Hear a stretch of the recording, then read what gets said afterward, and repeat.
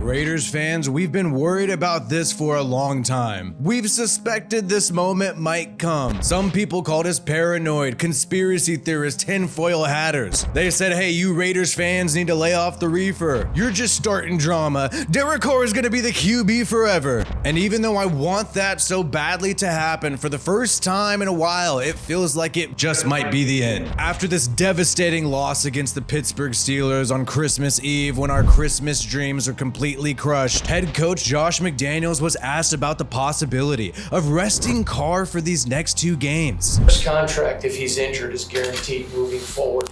So if you guys continue to play him, is that a, hey, we're sticking with him in the future? Or is that all things that have to be talked about? Yeah, I mean, I think there's a lot of things that are going to go into that bucket once we kind of sort through after tonight. I think there's a possibility that we would do the right thing regardless of the position. You know what I mean? Just in terms of the team, so I'm not going to get up here and prognosticate everything at this point. Like I said, we're going to get in here and coach the game and correct that. And then I think in due time, make the right decisions, hopefully to protect those guys that we should protect, relative to health, and then also do the right thing for the organization as we go forward. This move would keep him healthy before the February 15th deadline, where if he's injured, his contract in 2023 becomes fully guaranteed. And you see Josh McDaniels kind of try to wiggle out of that question. Obviously, he's never going to say exactly what he thinks, but he left it open. He left it open to benching Derek Carr, saying he's going to do the best thing for the team. And he's not just saying, oh, no, we're playing Derek Carr these next 2 games because he's our franchise quarterback. So the Raiders and Josh McDaniels are looking to give themselves the flexibility to move on from Derek Carr if they want to. If he is healthy and they could release him on February 15th, then they do not have to pay any guaranteed money. But if he's hurt and he gets hurt against the Niners or the Chiefs, this guy is fully on the books for 2023. Just to make that clear. And it sucks because Derek Carr has just been put in horrible situations all season by Josh McDaniels. We know Josh McDaniels this year broke the record in allowing another team to come back. 1-5 when leading by double digits at halftime. And the Steelers game was another example of Josh McDaniels kind of setting Derek Carr up for failure. You had Josh Jacobs criticize the fact that the Raiders did not run the football that much in the cold, criticizing Josh McDaniels' play calling here. You feel like they were focused on stopping the running game? That's what kind of their focus? We still had opportunities to make plays. I feel like in times where we was close and we felt like we was about to get a big one, we went away from it. To win these games, especially at the end of stretch, especially when you up, against a team like this in the cold, you got to run the ball. So that's a factor on everybody involved, from top to bottom.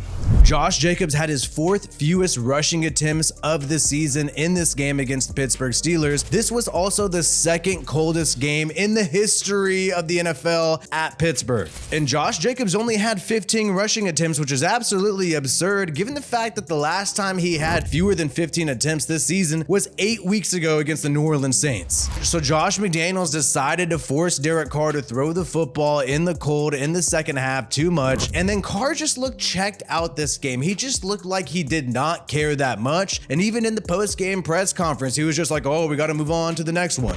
Just got to do our job, move on, as much as it sucks. Tomorrow you got to get ready for the next one, and that's how it goes, but this one stinks. And usually he's not like that, and we've seen tons of emotions from Derek Carr this year, breaking down at times, saying, man, it's just so frustrating, calling out some people in the locker room, but we don't know exactly who they are. We used to think they're about the coaches, but they claim it's not about the coaches. But now when you see the emotions of Derek Carr on the sideline all season, and given the fact that him and Josh McDaniels' relationship doesn't appear to be A+, because if it was A+, Josh McDaniels would say, oh, this guy is starting against the Niners and Chiefs, no question, he's my franchise quarterback. It appears that Derek Carr has probably been frustrated with the play calling and decision making of Josh McDaniels all season long, but you can't say anything about the guy who Mark Davis says is going to be the head coach of the Raiders for years to come. And it's just so clear when you look at the passer rating by the half of Derek Carr. He's always been decent with other play callers, Greg Olsen, John Gruden, Todd Downing, Bill Musgrave, still good in the second half. But with Josh McDaniels in the second half here, he has by far far his lowest passer rating in the second half with McDaniels, and this is with Davante Adams. Derek Carr's never had a receiver in his career like Davante Adams. We have just passed 40,000 subscribers. Let's get to 50,000 subscribers. Click that red button. And it seems like Derek Carr looks distraught because all season he knows something's up, whether it's the unprecedented loss against the Saints when the Raiders were completely shut out. First time Derek Carr's been shut out since 2014, by the way, or losing to the high school coach Jeff Saturday in embarrassing fashion.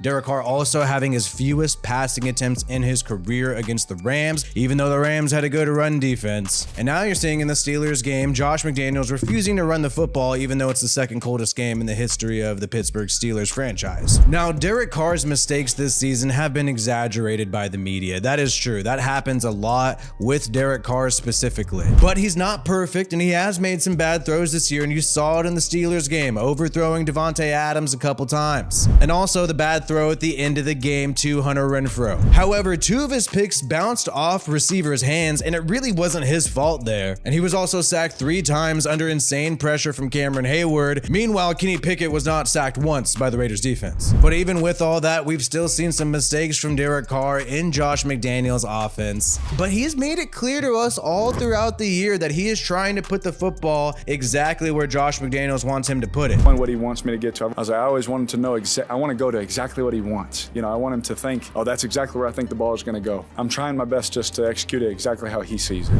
I truly believe in exactly what he says. Like, hey, I'm going to tell you what to do. Now let's go out there and let's do it, you know.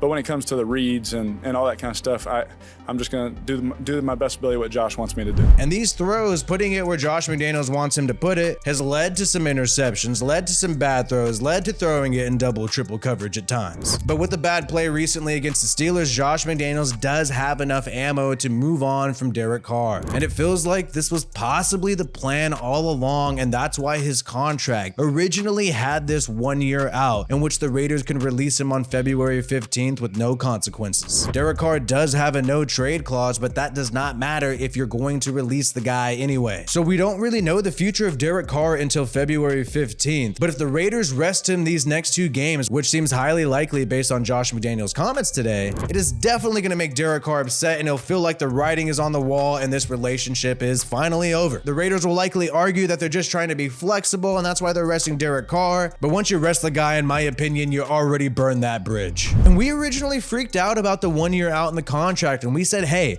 what the hell is up with this? Why does Derek Carr have this 1 year out? He is supposed to be the franchise QB of the Raiders. And it seemed like he signed it naively because of the Davante Adams trade, made it feel like he had some job security. Then he probably figured that the 1 year out would allow him to restructure his contract, do a team-friendly deal next year so the Raiders can load up on more weapons. But it seemed like this pressure of the 1 year out and Josh McDaniels' suspect play calling was a recipe to make Derek Carr the scapegoat of the 2022 season. In my opinion, there's still not many great alternatives to Derek Carr. And the only reason why I believe the Raiders would move on from Derek Carr is if they feel like they already had something in place. It is still possible that Josh McDaniels decides that there are not many great options in free agency and he'll commit to Derek Carr. But the best way he could commit to Derek Carr at this point is if he plays him against the Niners and plays him against the Chiefs with no questions asked. Will Josh McDaniels do this? Who knows? But we will be reporting on all the major moves on this channel. Make sure you like this video if you have not yet and subscribe to this channel for more Raiders content. My name is WiFiWillie. Peace out, and I hope you have a good one.